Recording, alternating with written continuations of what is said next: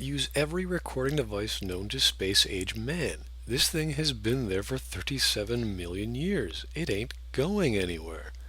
But instead, we board it, get some plot device, find a robot, and blow the whole thing up. So this plot device allows us to go through the relais de oméga 4 pour commencer la mission des suicides, but it needs time to finish baking. Which is funny because it's if and only if, and since it's a MacGuffin, so the acronym works, and well, never mind. So instead of being on high alert wondering what a 37 million year old piece of alien AI enemy technology might do to your brand new ship with an AI, we decide to get all of our team of badasses on a shuttle to go on a mission. But there is no mission. That's right, no gameplay level, no segue. This is purely a plot device to get everyone off the ship so that we can advance the plot. And in the next scene, we have our crippled pilot waltz his way down to another part of the ship because the plot device caused the main opposing force to find our ship's location, and are now boarding it. Aside from the massive plot hole explosion this has just created in my left hemisphere, there's now peripheral holes created because of the scene it leads into. 1. Why didn't the collectors simply blow up the Normandy? They seemed pretty interested in doing that when they laid a trap for us and we managed to escape. We foiled their plans on the horizon. This is obviously setting back their collection schedule. Why the change of heart?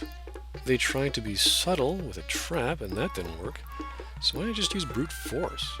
A crew of 25 isn't worth the effort to collect when they've been taking entire colonies, and these are the guys who just royally screwed their previous colony collection pit stop. You know, Harbinger, gas doesn't pay for itself. 2. How did the collectors enter the ship? I'm guessing they have shuttles, we never see them, but it would explain why they don't land their juggernaut of a cruiser on a planet and not leave a trace, after using booster rocks to take off, leaving a smoking crater in the ground. I mean, there has to be some way how these get on board, right? But we never see it. So whatever, they somehow get on board, magically getting the shuttle bay doors open or something, which is in the starboard cargo, which is the fourth deck on the right of the ship. Now at this point, Edie asks Joker to get his ass down to the third deck, which is at the port side, which is the left of the ship, where the AI core is, so Edie can get control of the ship. So why would our super smart AI ask Joker, the slow-moving cripple from the second deck at the very front of the ship, to walk all the way down to the back of the third deck, which is the AI room? Wasn't Dr. Chakwa and a bunch of other guys right there? Let's suppose that only Joker could have connected Edie to the AI core then. Wouldn't Edie have at least asked Chakwas to hide in the AI core room? And where were the seeker swarms? Those are a standard collecting procedure here, but maybe it's different on a ship? I don't know. 3. How is the service shaft in the science lab connected to the life support room? Wouldn't Joker have ended up somewhere around or past Miranda's office, since the window in the science lab overlooks the engine core? 4. After Edie tells Joker what to do in connecting the AI core to the primary control module, which doesn't look like it took a computer scientist to figure out, let alone a pilot, Edie now has control of the ship. So why does Joker still have to go down to engineering to press a few buttons on a computer to activate the primary drive core in engineering?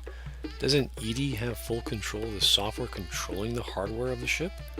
I could understand if it was a non-electronic device or gadget that needed to be manually turned on, but this is literally one of those computer consoles. Now, if you don't think about these holes, and I admit some of it's nitpicking on my part, this is actually a really good scene, finally using the idea of alien abduction in a very dramatic way. It gives good reason to unshackle an AI, so I generally like it. I just wish the plot provided a proper segue into it that might not give me a permanent facial expression. So the plot device is finished baking, we return from our other plot device, and it's time to get to the goal of the plot, the suicide mission. Now it's called the suicide mission because whomever goes through the relay never returns. So now that we have a way to use the relay, now would be a good time to start running some tests on the thing. Like sending a small ship, maybe a shuttle, or even a probe would work. Yeah, we could bore the enemy to death. Standard, practical, logical, prudent sci-fi stuff. Could scout what's over there, come back, maybe set up a comm buoy. Seems pretty safe, no big deal. It's also located inside the galactic core, where black holes and exploding stars are. Not exactly a very safe place. We also still have no idea what our goal involves, aside from attacking that cruiser that keeps trying to kill us, capture us, play dead, or whatever the heck it wants to do. But instead of doing any kind of recon on our goal to ensure we might have a chance of being successful, we just bull rush the thing. And by the power of plot, we're okay. As it turns out, there's no solar system, no homeworld, no planets, no mass relay network, no armada, no fleet, no other ships, just a base in space. Space junk, some floating eyeballs that get shot, and the cruiser. So what this means is if we attacked or destroyed the cruiser on those few occasions, the problem of the collectors would have been finished. Aside from those eyeballs, they don't seem to have any other means of transport, weapons, or defense. Something smells a bit fishy here. We got no intel the entire game about the nature of our goal. We managed to get to our goal, and our main opposing force are some eyeballs. Wow! Granted, one just put a few holes in our even more upgraded ship. I guess Tim really did know what was going to happen. But because of our guaranteed land war in Asia, after we fight the cruiser, Shepard recommends we get in close to finish them off. Get in close and finish him off. Because a ship several times the size of ours, which is part mountain, won't possibly have any debris or cause any explosions that might hurt us while we're shooting at it. Up close. Oh wait, it will. Oh, yeah, geez. Yeah, we're crashing here. Oh well, looks like we'll can't bomb the base anymore. Guess we'll have to do it on foot. So glad we got all those random soldiers with us, huh? Bet we'll need each and every one for some unknown role.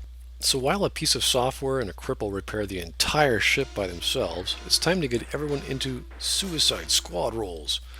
Well, not everyone. Who you pick depends on who lives or dies, only it's not as clear as you might think, and this whole loyalty thing is just a gameplay mechanic toward that. There's no actual loyalty here where the person you order would do something poorly or not at all because they don't trust you or they're comrades enough, or their skills are somehow improved after being loyal, having dealt with their daddy complex or something. Anyway, the roles you need to fill are 1. A tech expert, 2. A second fire team leader, because everyone save 3 others are going to be part of a second team. Doesn't quite make sense, but I'm guessing Shepard counts as like 20 guys, or it just wasn't possible to put that many teammates on the screen at once. I don't know, maybe the plot got hampered by polygons. 3. A biotic bubble babe to act as a defense against those flying bug things. Wait, why couldn't we upgrade Morden's plot device? What the hell was Morden doing all this time? 4. A diversion team leader, again for everyone else save Shepard and 2 others. 5. An escort for any recovered crewmates you rescued. And 6. A supposedly mysterious unknown role for everyone. For the tech expert, they're used to get through some ducts and hack a door. We have the genius mechanic, the master thief, or an actual living machine. Or Jacob. Now, because this is a gameplay mechanic, there's not much to argue, but you'd think an infiltrator or a master assassin with perfect memory who's an expert at crawling in ducts and breaking into places would work fine. But if you don't select any of the 3 that also have a loyalty flag, the door they're trying to close jams, and the tech expert gets a rocket to the face. Additionally, if the second squad leader isn't the right person for the job, somehow the tech expert still ends up jamming the door and still gets a rocket to the face. That does not make any sense, which brings us to the second squad team leader. By elimination, the game tells us it's either Miranda, Garrus, or Jacob. Now, Garrus we can understand, but Miranda or Jacob? No one is really too trusting of either, since they're Cerberus. True, they were both in Mass Effect Galaxy, and one of Miranda's titles is Cerberus Leader, but we never really learn about their experience. And Jacob, well, what the hell did he ever do to make him a leader? Jack even comments, "Not so fast, cheerleader. Nobody wants to take orders from you." Additionally, if you didn't get Jack or got her killed, Garrus will respond with, I don't want you leading the second team. Half of us don't even trust you. Regardless, Miranda replies, This isn't a popularity contest. Lives are at stake. Shepard, you need someone who can command loyalty through experience. Now at this point we're told experience equals loyalty. Thank you, Miss Tutorio, you lying banshee. Which logically translates to someone with the most experience equals the most loyalty. Which would be Samara, our nearly 1,000-year-old warrior monk. Whereupon Miranda replies, Disciplined and skilled. Excellent choice.